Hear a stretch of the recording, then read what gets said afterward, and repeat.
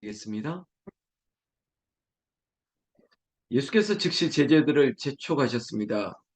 여러분 어쩌면은 오병이어의 그 역사적이면서도 그 놀라운 기적의 현장에 어쩌면 그 취해 있을 만하죠. 물고기 2마리, 보리떡 5개, 그것으로 수천 명을 먹이고도 남는 12바구니나 남았습니다. 이거는 그 자리에 있던 모든 사람들은 야, 어떻게 이런 일이 일어날 수 있을까? 말 그대로 경이로웠을 것입니다. 이 사건이 얼마나 큰 인상적이고 놀라운 사건이었으면 사복음서 모든 저자들이 이 사건만큼은 놓치지 않고 있습니다.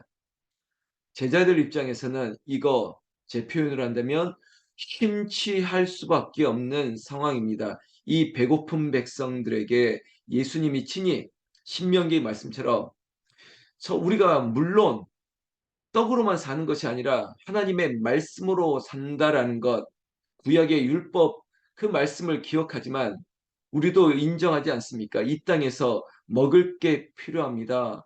떡이 필요하다고요. 빵이 필요하다고요. 먹어야 될 게 필요한 인생입니다. 먹지 않고 어떻게 살겠습니까? 우리에게도 물질이라고 하는 것, 우리에게 있어서 생계라고 하는 것 너무나도 중요한 것이기 때문에 예수님께서는 친히 인생들에게 있어서 먹을 양식의 문제, 야, 예수님이라면 이렇게도 해결할 수 있구나라고 하는 하나님이 하나님의 아들 메시아가 아니고서는 이럴 수 없을 것인데라고 하는 그 기적의 현장에 취해 있을 수 있을 거라는 거죠. 여러분 제가 보는 관점입니다. 왜냐하면 22절에 예수께서 즉시 제자들을 재촉했다고 하는 그 구절을 보면서 제가 깊이 묵상했습니다. 왜 이렇게 급하시지? 왜 이렇게 재촉하시는 걸까? 여러분 우리가 받은 은혜에 그 자리에서 자꾸 머물러 있으면 안 됩니다. 야, 이 은혜가 내게 족하네라고 여기는 그 자리에 있으면 안 된다고요. 새로운 은혜를 구해야 됩니다. 더 갈급한 은혜를 사모해야 되는 것이에요. 여러분 여기 있는 것이 아니에요. 제자들의 관점은 늘 그래요. 여기에 초막셋을 짓고 하나는 누구를 위해서 우리가 여기 있으면 좋겠다라고 얘기하지만 예수님은 그렇게 말씀해 주죠. 자, 내려가라고. 마을로 내려가라고. 지금 이 오병이의 기적이 있는 이 빈들의 은혜보다 더 큰 은혜와 기적이 있을 것을 예수님은 알고 있습니다. 그리고 제자들에게도 무리들의 삶이 아니다. 제자들의 삶이다. 너를 통해 하나님의 나라를 보이기를 원하는데 여기 있으면 안 된다는 것입니다. 재촉하사 재촉하사 무리를 보냈습니다. 사랑하는 성도 여러분, 여러분들도 나가는 거예요. 우리가 세상으로 가는 거예요. 예루살렘, 유다, 사마리아 땅끝까지 우리가 가는 것이죠. 우리의 자리가 안전하다, 여기가 좋다. 성도들이 교회 안에 머무는 것이 아니라 우리가 가는 곳이 선교지가 되고 여러분들의 가정이 그곳이 성전이 되고 여러분들의 일터가 하나님의 나라가 되고 우리는 다른 곳으로 가고 또 심지어 우리가 샬롬 축복 전도라고 얘기하고 있는데 우리의 샬롬을 누군가에게 전하기 위해서 이곳에 샬롬이 이루어졌다면 또 샬롬이 필요한 곳으로 가야 되는 것입니다. 예수님 그래서 재촉하사 보내셨습니다. 그리고 나서 예수님은 무엇을 했나? 여러분 예수님께서는 제자들만 보내는 게 아니에요. 마치 뒤에서 그들을 위해서 기도하시고 또한 다음 사역을 위해서 예수님 그분이 하나님의 아들이십니다. 인자이시지만 하나님 되시는 예수님조차도 그가 영적인 충전을 위해서 그리고 다음 사역을 위해서 그가 기도하지 않으면 이 모든 일들을 감당할 수 없다는 그의 겸손함과 하나님의 뜻을 순종하기 위한 순전하심에 따라 그의 거룩한 습관은 기도였다는 것입니다. 23절에 이 무리를 보내신 후에 기도하러 이렇게 시작합니다. 여러분 오병이의 기적을 베푸시고 나서 기도하러 또 산에 올라가시니라.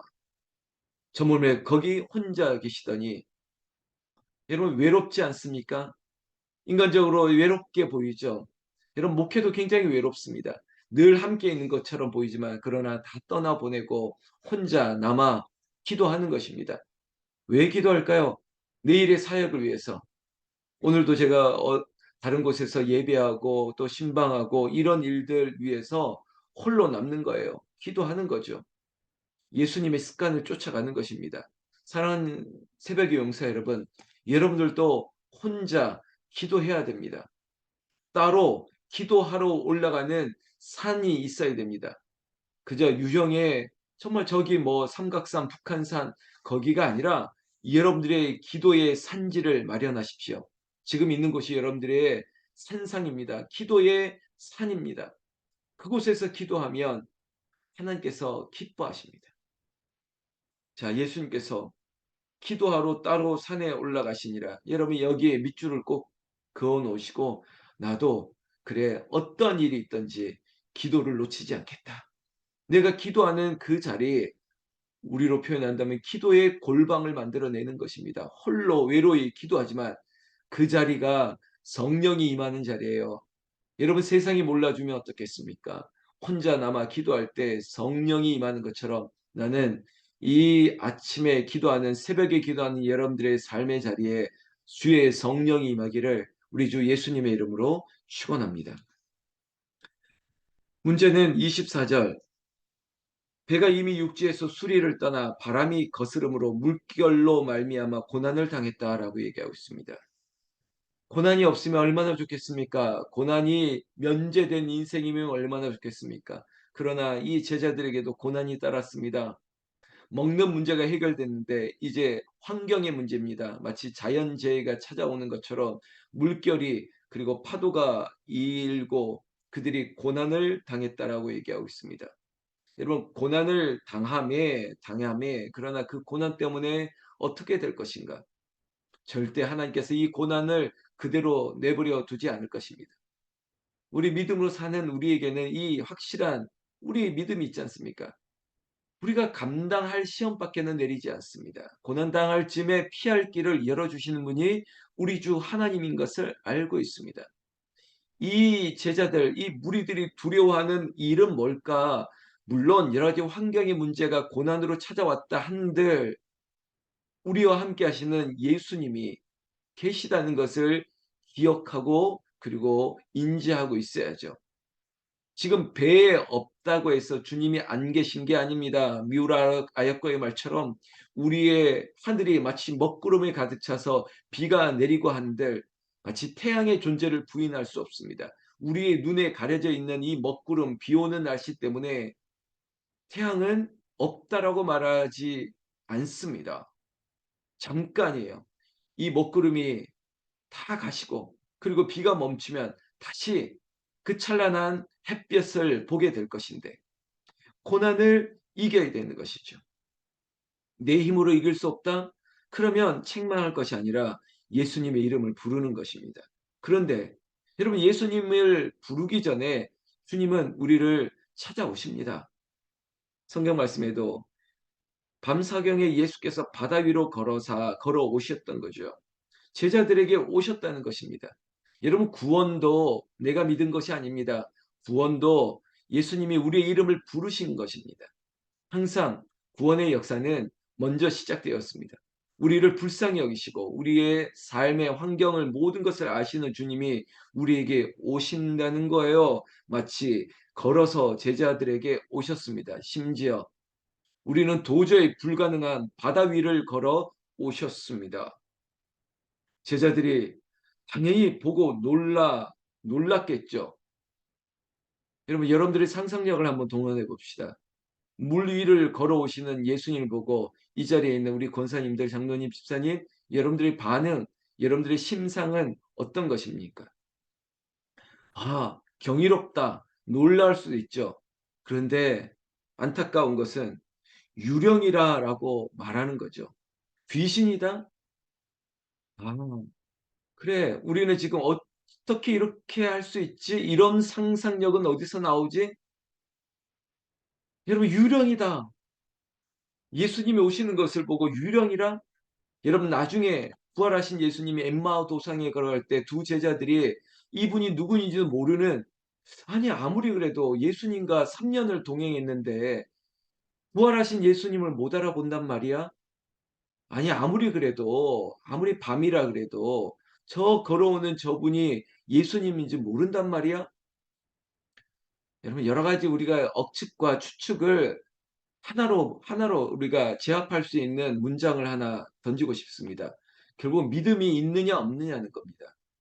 그들의 눈이 밝아야 되는 것은 믿음의 눈이 뜨여야만, 야 설마 죽은 자가 살아날 수 있을까?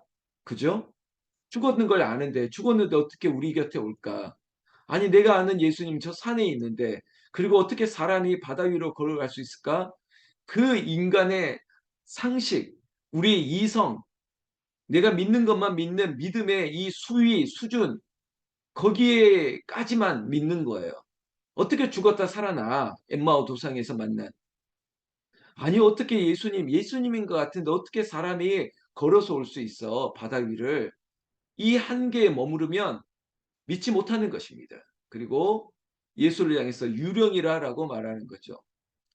여러분 바리새인들과 지금 이 제자들이 다를 게 뭐가 있습니까? 예수님께서 병을 고치시니까 바리새인들이 시비를 이렇게 걸었지 않습니까? 귀신이 귀신을 입어서 귀신을 쫓아낸다고. 그렇게 말한 바리새인과 표현 양식이 다르지. 예수를 향해서 유령이거늘 이렇게 말하는 것. 믿음이 없으면 자기가 보는 대로 믿어요. 여러분 우리의 신앙생활도 가끔 그래요. 내 믿음이 그렇게 나락으로 떨어지고 내 믿음이 정말로 믿음이라고 말하기 부끄러울 정도로 있을 때는 자기 생각대로 믿어요. 자기가 들은 대로만 들어요. 그리고 자기가 판단하는 거죠. 유령이라 하거늘. 부끄럽지 않습니까? 근데 예수님께서는 이렇게 말씀합니다. 예수님이 우리에게 참 좋으신 분이신 게 안심하라 나니 두려워하지 말아라. 그래 그 제자들이 가지고 있는 근본적인 공포심이 무언지 그들이 이렇게 판단할 수밖에 없는 것을 예수님이 아시고 그들에게 안심하라 말하면서 말씀해 주고 있다는 것입니다. 두려워하지 말아라. 사랑하는 새벽의 용사 여러분, 여러분들이 먹는 문제이든 아니면 우리의 삶에 어떠한 파도와 물결이 임하는 어떠한 문제 상황에 있다 할지라도 두려워하지 말아라. 이것이 내가 나에게 스스로 외치는 일성이 되게 하시고 주께서 우리에게 두려워하지 말라 명하시니 두려워하지 않게 되는 은혜가 이 새벽에 2월 28일 벌써 두 달이 지났네라고 말하는 우리의 심령에도 두려워하지 않고 안심하게 하시는 하나님의 샬롬의 은혜가 오늘 이 자리에 임하기를 주의 이름으로 축원합니다. 축원합니다. 베드로, 그 제자들 중에 베드로, 참 베드로 보면 참 연구 대상입니다. 상상력도 풍부하고요. 야, 이렇게 또 대답할 수 있는 이 용기와 이 기질은 도대체 어디서 납니까? 정말로 크리에이티브해요. 이 광경을 보고 베드로가 나서고 있죠. 그리고 말합니다. 만일 주님이시거든. 왜냐? 주님이 나니 두려워하지 말라 그랬으면 주님 맞지 않습니까? 그럼 믿으면 되는데 꼭 이렇게 엉뚱합니다. 아니 엉뚱한 게 아니라 특별하죠. 나를 명하사 무리로 오라 하시니 이거 이렇게 말할 수 있는 분이 있습니까? 나를 저 바다 위로 명하사 걷게 해보라고. 참 재밌는 친구예요. 예수님께서는 그래도 또 말합니다. 오라 하시니 베드로가 배에서 내려 물 위로 걸어서 예수께 가되 뭐 단순 무식한 거 아닙니까? 그러니까 또 이분은 또 그냥 오라 그러면 또 갑니다. 아, 이것도 참 좋아요. 바다를 보는 게 아니라 일단 예수님을 본 게 맞으니까 그렇게 갑니다. 근데 문제는 이게 오래 가지 않아요. 마치 내가 끝까지 주님을 따르겠나이다 하고도 부인했던 베드로가 우리는 앞으로 기억나지 않습니까? 꼭 이런 식이에요. 처음에는 와 베드로 같은 사람이 없어요. 믿음으로 다 하지 않습니까? 누가 이렇게 할 수 있습니까? 말도 잘하죠. 주는 그리스도시여 살아계신 하나님. 아 이거 무식한 것 같은데 말은 잘하네. 또 아무도 알 수 없는 이 상상력 그리고 이 급한 믿음 보십시오. 나를 바다 위로 걷게 하소서. 이거 누가 이렇게 말할 사람이 어디 있습니까? 정말 용기 있는 사람. 그리고 더 용기 있는 것은 말만 한 게 아니에요. 정말 바다 위로 걸어갑니다. 예수님 보고. 문제는 오래 가지 않는다는 거예요. 문제는. 제가 책망하는 게 아니라 참 이렇게 부러워요. 이렇게 믿고 또 이렇게 확 바뀔 수 있는 것도. 근데 그렇게 바뀌어도 주님께서는 또 불쌍히 여기실 것 맞는데 문제는 우리가 교훈을 삼자는 거죠. 30절 바람을 보고 이렇게 했습니다. 여러분 보다라고 하는 동사 여기 동그라미 치는 거예요. 분명히 예수님을 봤을 때는 그가 바다 위를 걸었습니다. 그러나 30절 바람을 보았다. 여러분 뭘 봅니까? 바람을 보는 겁니까? 아니면 주를 보는 겁니까? 결국은 환경을 보는 겁니까? 아니면 십자가를 보는 것입니까? 십자가를 봐야지 초점이 맞춰집니다. 그러나 환경을 보면 온통 시선을 뺏길 수밖에 없는 그냥 말 그대로 바람을 보면 어떻게 되느냐? 무서워 빠져가는지라. 여러분 자꾸 나락으로 떨어지는 거예요. 침륜에 빠지는 겁니다. 더 깊은 수렁으로 깊이 들어가는 거예요.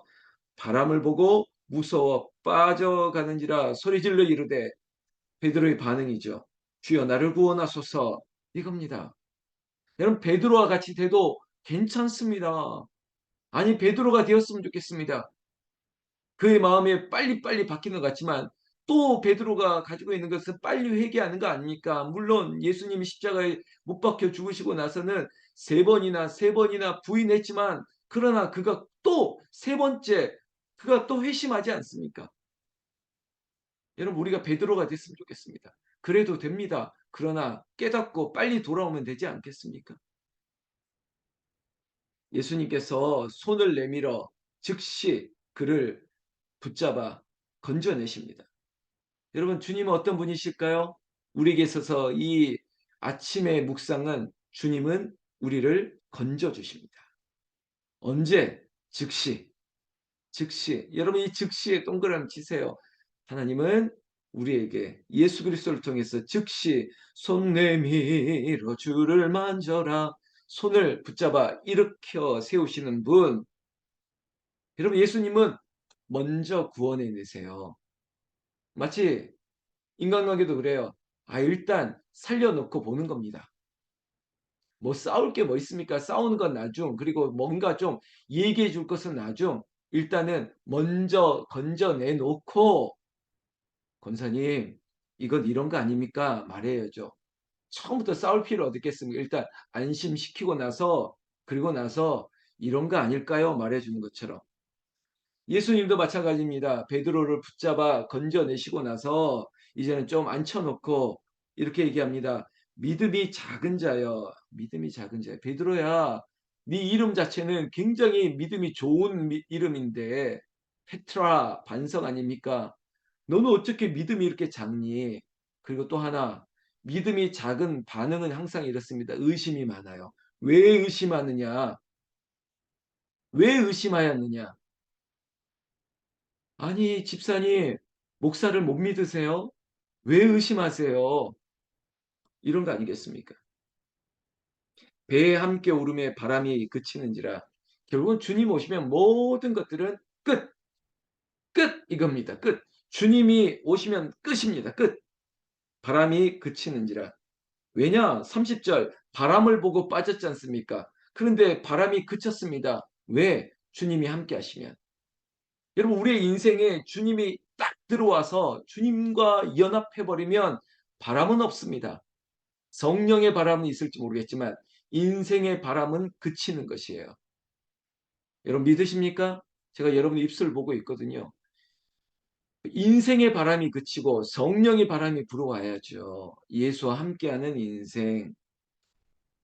사랑하는 성도 여러분, 33절에 보면 배에 있는 사람들이 예수께 절하며 이르되 진실로 하나님의 아들이로소이다 하더라. 저는 베드로가 있어야 됩니다. 혹시 내가 베드로와 같다라고 하면 고맙습니다. 여러분 그래도 돼요. 믿었다가 믿음 없었다가 그래도 돼요. 왜냐하면 그 베드로 때문에 얼마나 좋은 본이 됐습니까? 베드로가 그렇게 나서주니까 어쩌면 실수를 하더라도 그 베드로 때문에 주변 사람들이 믿게 되지 않습니까? 저는 단순 무식한 게 좋습니다. 괜찮습니다. 그리고 이랬다가 저랬다 해도 됩니다. 그건 사람이니까 누구나 그래요. 문제는 베드로의 좋은 점은 뭐냐면 깨닫는 자가 된다는 거예요. 여러분 베드로 얼마나 화끈합니까? 모든 게 화끈해요. 그래서 고증에 의하면 베드로는 거꾸로 매달려 죽었다. 이런 역사가 요세푸스를 통해서도 남는 거 보면 대단한 사람이에요. 여러분 제가 베드로입니다. 여러분들이 베드로입니다. 왜? 우리는 다 반석에 서리라 우리가 선포하고 있으니까. 믿음의 페트라 베드로 우리가 베드로 어떤 베드로? 늘 깨닫는 베드로. 믿음이 작은 자라고 했지만 이제 믿음으로 누구보다도 주를 위해 헌신하는 베드로. 진실로 하나님의 아들이로서이다. 나중에 베드로도 하나님의 아들이시다. 살아계신 하나님의 아들이시다. 누구보다도 베드로는 결국은 예수 그리스도 앞에 정말로 그러니까 천주교에서 말하는 교황은 베드로 아닙니까? 이 베드로의 유전자가 물려받은 것처럼 말하는데 그거 시비하고 싶지도 않고 우리는 베드로 사랑하는 성도 여러분, 이 일이 마치고 나서 게네사렛 땅에 이르고 그곳 사람들이 예수인 줄 알고 온 동네를 두루 다니면서 모든 병자들이 찾아와도 예수의 옷자락에 손을 대기만 해도 간구하면 손을 대는 자는 다 나음을 입었다고요. 결국은 예수 그리스도 여러분 양식을 주시고 자연재해까지도 환경을 이기시고 그리고 모든 병자들을 이미 고치셨던 것처럼 인생의 모든 문제 그것이 병의 문제 질병의 문제 손을 대는 자 주님을 붙드는 자 마치 베드로를 손잡아 일으켰던 것처럼 우리 인생의 침륜에 빠져간다는 거는 어떤 모든 인생의 문제 주님만 붙잡으면 십자가만 붙잡으면 살아나고 해결되고 하나님께 영광을 올리는 여호와의 샬롬의 역사가 오늘 이 새벽에 2월의 마지막 날 여러분들에게 임하기를 주의 이름으로 축원합니다. 축원합니다. 우리 다 같이 기도하겠습니다. 여러분 내일 한마음 새벽 기도에 꼭 나오시길 바랍니다.